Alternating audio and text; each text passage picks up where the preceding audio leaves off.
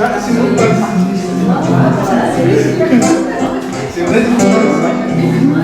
Elle a pas menti aussi. A priori. Est-ce que tu confirmes?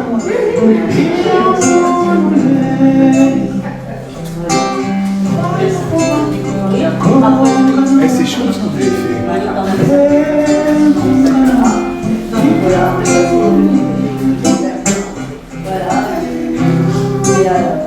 Voilà, je vais me permettre de vous présenter un petit peu cette exposition, parce que bien sûr elle se regarde, mais elle doit aussi s'entendre et se comprendre.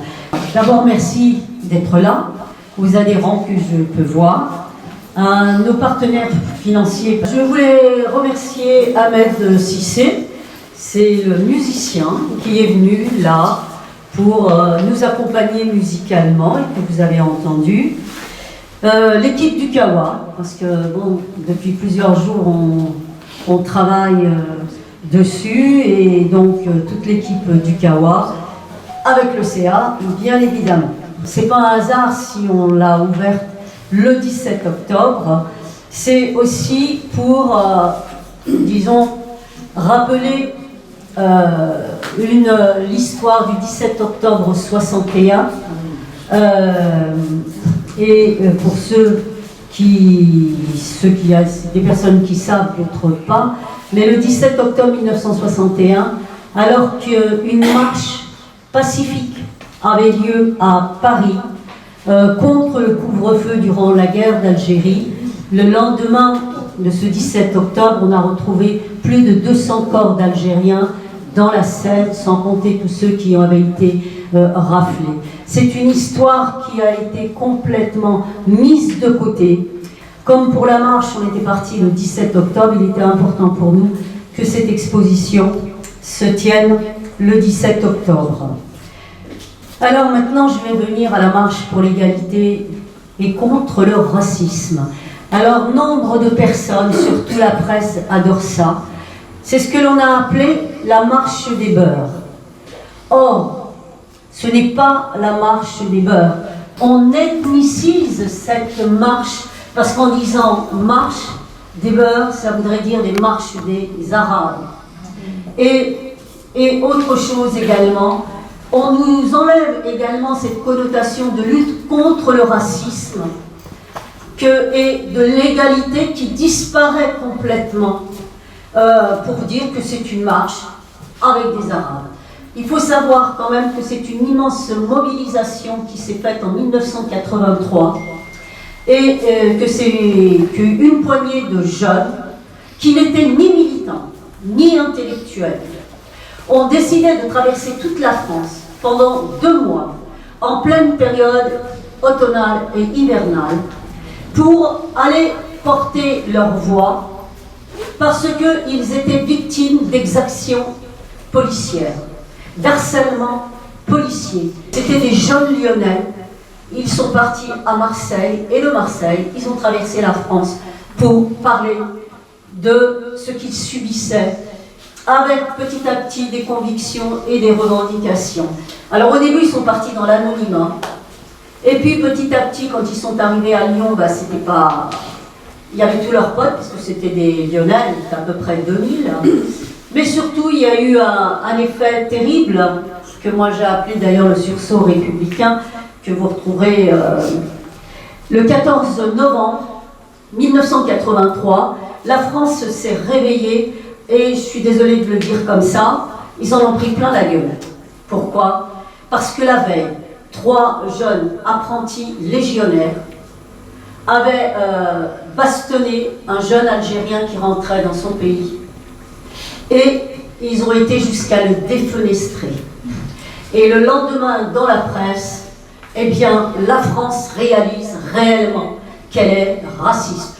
Pas tous les Français, ça va de soi, bien évidemment, mais que le racisme, il est bien là, et on le voit par le ZAD, parce qu'en plus, par leur ZAD. En plus, ces 3 jeunes, ils étaient hyper contents Ils se faisaient photographier par les journalistes, ils souriaient, ils faisaient lever de la victoire. Ils étaient d'une arrogance, ils ne réalisaient même pas l'acte qu'ils avaient pu faire. Et à partir de cet événement-là, tous les politiques, à l'exception bien évidemment de l'extrême droite, tous les politiques, les artistes, les syndicats, tout le monde a commencé, et surtout les médias, ont sauté sur cette bande de jeunes qui petit à petit ont fait des émules sur leur chemin, puisqu'ils sont arrivés à Paris à 40, où plus de 100 000 personnes les attendent. Et là, c'est l'apothéose, c'est l'espoir. On pense que on a gagné. Et puis, comme on dit, il y a l'espoir, et puis après, il y a les désillusions. Alors, je passerai là-dessus, c'est pas la peine, nous on reste sur l'espoir, la preuve c'est qu'on est toujours là, et c'est pour ça que ça s'appelle aussi « On marche encore ». Nos anciens ne rasaient pas les murs, et c'est important de le souligner, parce qu'il faut être positif vis-à-vis de nos jeunes qui n'ont pas de mémoire, parce qu'on leur a enlevé cette mémoire. Or, cette marche fait partie du roman national, et il faudra que tôt ou tard, on puisse la retrouver dans les manuels scolaires. Donc vous avez deux expositions, l'une qui est faite par Jacques et Bernadette Delorme, qui est le cousin d'ailleurs de Christian Delorme, et que vous trouverez au Kawa, et qui est le début de la marche. Et ici, c'est une exposition qui nous a été offerte gracieusement par l'association AIDA, et qui est plutôt l'arrivée de la marche dans les banlieues, et également, bien évidemment, à Paris. Pour vous dire également que l'on a monté une coordination nationale avec les anciens marcheurs, les anciens acteurs de 83, et que dimanche dernier, nous étions à Marseille, puisque la marche est partie de Marseille, et j'avoue qu'on a été reçus de manière royale par le maire de Marseille qui a fait un discours. Franchement, ça faisait longtemps que je n'avais pas entendu des gens parler comme ça. Un discours très très fort, plein d'engagement. Et franchement, ça a donné espoir. Et eux, leur exposition se trouve même dans un musée. Et le maire est allé beaucoup plus loin, puisqu'à Marseille, il y aura même une place qui s'appellera Place de la Marche pour l'égalité et contre le racisme. Donc les Marseillais, ils ont fait fort. Nous, c'est un petit pas.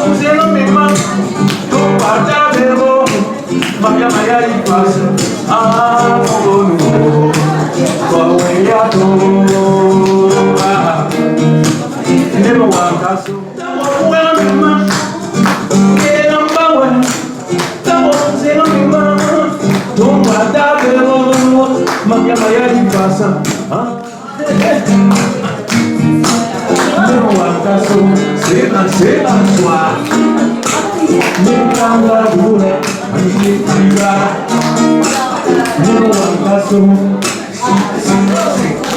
dames. Merci.